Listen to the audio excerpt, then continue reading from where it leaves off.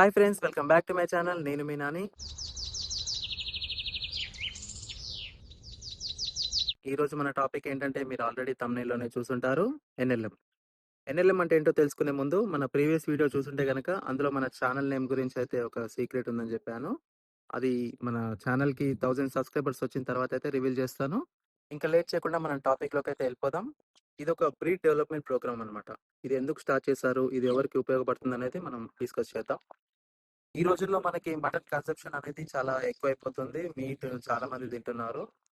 కానీ దాన్ని యానిమల్స్‌ని పెంచే వాళ్ళైతే ఎవరు లేరు. సో, అది ఉద్దేశంలో పెట్టుకొని 2020లో మన సెంట్రల్ గవర్నమెంట్ వాళ్ళ నుంచి అయితే ఈ అప్లికేషన్ అనేది పాస్ చేయడం జరిగింది. అప్పటినుంచయితే చాలా అప్లికేషన్స్ నడుస్తున్నాయి. మనం కూడా అదే స్టార్ట్ చేశామనమాట. మనం సెలెక్ట్ చేసుకున్న బ్రీడ్ ఏంటంటే గోట్. సో, దీని అప్లికేషన్ ప్రాసెస్ ఎలా ఉంటుందో మీకు ఎక్స్‌ప్లెయిన్ చేస్తాను. ఇందులో మొత్తం 7 స్టెప్స్ అయితే ఉంటాయి. మనం స్టెప్ 1 నుంచి స్టార్ట్ చేద్దాం. ఫస్ట్ స్టెప్ వచ్చేసి అప్లికేషన్ ప్రాసెస్. ఇందులో మన నేమ్, మన అడ్రెస్, మన personal details, phone number, email ID అయితే ప్రొవైడ్ చేయాలన్నమాట. సెకండ్ స్టెప్ వచ్చేసి డాక్యుమెంట్స్ అప్‌లోడ్. ఇందులో మనకేమేం కావాలంటే మన Aadhaar card, pan card, voter ID లేదా డ్రైవింగ్ లైసెన్స్, ఇంకా మన అడ్రెస్ ప్రూఫ్, పట్టా పాస్‌బుక్ జిరాక్స్ ఒకటి కావాలి. ఇంకా మన బ్యాంక్ అకౌంట్ డీటెయిల్స్ అనమాట. ఇక్కడే చాలా మంది అయితే మిస్టేక్ చేస్తారు. బ్యాంక్ డీటెయిల్స్ మనం ప్రొవైడ్ చేసేవి ముందుగా మనం అప్లికేషన్‌లో ఎవరి నేమ్ అయితే ఎంటర్ చేసామో వాళ్ళ పేరు మీద అయితే బ్యాంక్ అకౌంట్ ఉండాలనమాట. ఒకవేళ లేకపోతే గనక వాళ్ళ అకౌంట్ మీదనే బ్యాంక్ అకౌంట్ ఓపెన్ చేసి అది మాత్రమే ప్రొవైడ్ చేయాలన్నమాట. ఈ డీపీఆర్, డీటెయిల్డ్ ప్రాజెక్ట్ రిపోర్ట్. దీన్నైతే మనం జాగ్రత్తగా మనం ఏ యానిమల్‌ని అయితే సెలెక్ట్ చేసుకుంటున్నామో వాళ్ళు ప్రొవైడ్ చేసిన గైడ్‌లైన్స్ ప్రకారం అవన్నీ ఫాలో అవుతూ మన ప్రాజెక్ట్ రిపోర్ట్ అయితే రెడీ చేసుకోవాలనమాట. దాన్ని కూడా మనం డాక్యుమెంట్స్‌లో అప్‌లోడ్ చేయాల్సి ఉంటుంది. ఇంకొకటి బ్యాంక్ గ్యారంటీ ఫార్మ్ అన్నమాట. లేదా మ్యాండేట్ ఫార్మ్ అంటారు. మనం ఏ బ్యాంక్ డీటెయిల్స్ అయితే మనం అందులో ప్రొవైడ్ చేస్తున్నామో ఆ బ్యాంక్ నుంచి అయితే ఒక లెటర్ తీసుకురావాలన్నమాట. అది కూడా డాక్యుమెంట్స్‌లో అప్‌లోడ్ చేయాల్సి ఉంటుంది. సో, ఈ అప్లికేషన్ ప్రాసెస్‌లో మన డీటెయిల్స్ ఇంకా డాక్యుమెంట్స్ అప్‌లోడ్ చేసిన తర్వాత మన అప్లికేషన్ అయితే థర్డ్ స్టెప్‌కి వెళ్ళడం జరుగుతుంది. థర్డ్ స్టెప్ ఏంటంటే in principle approval marking.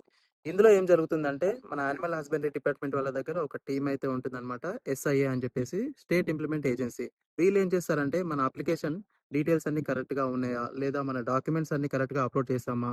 Name ఇంకా నంబర్స్ ఇక్కడ వాళ్ళేం చేస్తారంటే మనం చేసిన అప్లికేషన్ ఏదైతే ఉందో దాన్ని థరోగా ఎగ్జామిన్ చేసి అందులో ఏమన్నా మిస్టేక్స్ ఉంటే గనక మన అప్లికేషన్ అయితే మళ్ళీ ఎంకలకి పంపిస్తారనమాట.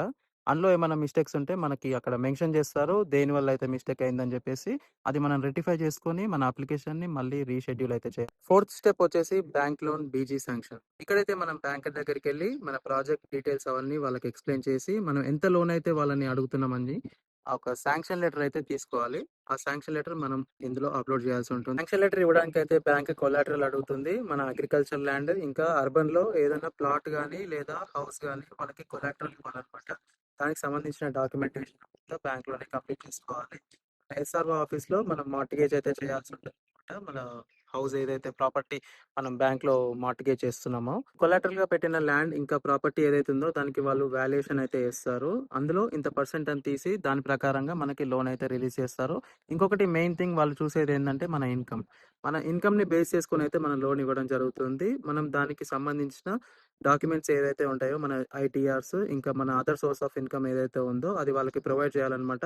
దాన్ని బేస్ చేసుకొని వాళ్ళు మనకి లోన్ అయితే రిలీజ్ చేస్తారు. ఇంకా మన ఫిఫ్త్ స్టెప్ ఏంటంటే ఎల్ఈసీ స్క్రీనింగ్. ఇదేంటంటే స్టేట్ లెవెల్ ఎంక్వైరీ కమిటీ అన్నమాట. ఇక్కడ మనం అప్లోడ్ చేసిన డాక్యుమెంట్స్, మన డీటెయిల్స్ అవన్నీ కరెక్ట్ గా ఉన్నాయా లేవా అని చెప్పేసి మన స్టేట్ ఏజెన్సీ అయితే ఎంక్వైరీ చేయడం జరుగుతుంది. అన్ని కరెక్ట్ గా ఉంటే మన అప్లికేషన్ అయితే సెంట్రల్ లెవెల్ కి ఫార్వర్డ్ చేస్తారు.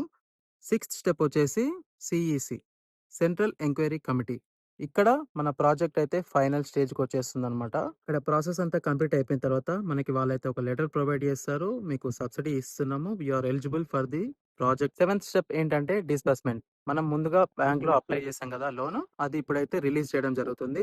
దీని తర్వాత మనం షెడ్ కన్‌స్ట్రక్షన్ అయితే స్టార్ట్ చేసుకోవచ్చు. ఇక్కడే చాలా మంది మిస్టేక్ చేస్తారు. డబ్బులున్నాయి కదా అని చెప్పేసి ముందుగానే షెడ్ కన్‌స్ట్రక్షన్ చేసుకుంటారు. అలా ఎప్పుడూ చేయకూడదు. మనకి ఈ 7 స్టెప్స్ మొత్తం ఎప్పుడైతే కంప్లీట్ అవుతాయో దాని తర్వాతే మనం షెడ్ కన్‌స్ట్రక్షన్ అయితే స్టార్ట్ చేయాలన్నమాట. మొత్తం ఈ ప్రాజెక్ట్ కాస్ట్ వచ్చేసి 1 సీఆర్ ఉంటుంది. ఇందులో 50% సబ్సిడీ ఇస్తారు. అంటే 50,00,000. ఇందులో మనం 40,00,000కి అయితే బ్యాంక్ లోన్ వెళ్తాము. 10,00,000 అయితే మన మార్జిన్ అమౌంట్ ఉంటుంది. ఈ డీటెయిల్స్ అన్ని మనం ముందుగానే డీపీఆర్‌లో మెన్షన్ చేస్తాం కాబట్టి దాని ప్రకారంగా మనం షెడ్ కన్‌స్ట్రక్షన్ అయితే స్టార్ట్ చేసుకొని యానిమల్స్‌ని అయితే తీసుకురావాల్సి ఉంటుంది. ఈ అప్లికేషన్ స్టార్ట్ చేసి 2 ఇయర్స్ అయితే అవుతుంది. మన షెడ్ ఆల్మోస్ట్ కన్‌స్ట్రక్షన్ అయిపోవచ్చింది. ఇంకా యానిమల్స్ తీసుకురావడం ఒకటే బ్యాలెన్స్ ఉందన్నమాట. షెడ్ కన్‌స్ట్రక్షన్ ఎలా చేసుకోవాలి? ఎన్ని యానిమల్స్‌ని తెచ్చుకోవాలి? వాటికి కావాల్సిన ఎక్విప్‌మెంట్ ఏంటి? ఎంత ఎస్ఎఫ్టీలో షెడ్ కట్టుకోవాలి? ఈ డీటెయిల్స్ అన్నీ మీకు నెక్స్ట్ వీడియోలో అయితే ఎక్స్‌ప్లెయిన్ చేస్తాను. ఇప్పుడు ఎవరైతే ఈ అప్లికేషన్ స్టార్ట్ చేస్తున్నారో లేదా ఆల్రెడీ స్టార్ట్ చేసి ప్రాసెసింగ్‌లో ఉన్నవాళ్ళు ఈ వీడియో చూస్తుంటే గనక మీకు ఈ ఇన్ఫర్మేషన్ హెల్ప్‌ఫుల్ అవుతుందని అనుకుంటున్నాను. ప్రాజెక్ట్‌లో మనం యానిమల్స్‌కైతే స్టాల్ ఫీడింగ్ చేస్తామనమాట. ఆ స్టాల్ ఫీడింగ్‌లో మనం వాటికి ఫీడ్ ఏం పెడతాము? వాటికి ఏవే పంటలేయాలి? అవి ఏం తింటాయి? ఇవన్నీ మీకు నెక్స్ట్ వీడియోలో క్లియర్‌గా అయితే ఎక్స్‌ప్లెయిన్ చేస్తాను. మన షెడ్ కూడా కన్‌స్ట్రక్షన్ అయిపోయింది గదా! మన షెడ్ అయితే షెడ్ కన్‌స్ట్రక్షన్ గూడా ఆల్‌మోస్ట్ కంప్లీట్ అయిపోయింది. నెక్స్ట్ వీడియోలో మనం షెడ్ ఎలా కట్టుకున్నాము, ఎన్ని రోజులు పట్టింది కట్టడానికి, ఏ మెటీరియల్ యూజ్ చేసాము, ఎక్కడి నుంచి తీసుకొచ్చాము అని జెప్పేసి ఫుల్ డీటెయిల్స్ అయితే మీకు నెక్స్ట్ వీడియోలో ఎక్స్‌ప్లెయిన్ చేస్తాను. మన వ్యూవర్స్‌కైతే ఒకటి చెప్పాలనుకుంటున్నాను. మన వీడియో చూస్తున్నారు గానీ ఎవరు సబ్స్క్రైబ్ చేసుకోవట్లేదు. సో, ప్లీజ్ సబ్స్క్రైబ్ చేసుకోండి. నోటిఫికేషన్స్ ఆన్‌లో పెట్టుకోండి. సో దట్ నేను నెక్స్ట్ వీడియో అప్‌లోడ్ చేసిన వెంటనే మీకు నోటిఫికేషన్ అయితే రావడం జరుగుతుంది. ఈ అప్లికేషన్ ప్రాసెస్‌లో మీకేమైనా డౌట్స్ ఉంటే నాకు కామెంట్ సెక్షన్‌లో అయితే మెన్షన్ చేయండి. నేను వాటికి రిప్లై ఇస్తాను. నేను పోస్ట్ చేసే కంటెంట్ మీకు నచ్చితే గనక లైక్ చేయండి, షేర్ చేయండి. ఇలాంటి మరిన్ని వీడియోస్‌తో మీ ముందుకి మళ్ళీ అయితే వస్తాను. అప్పటి వరకు సీ యూ. Take care.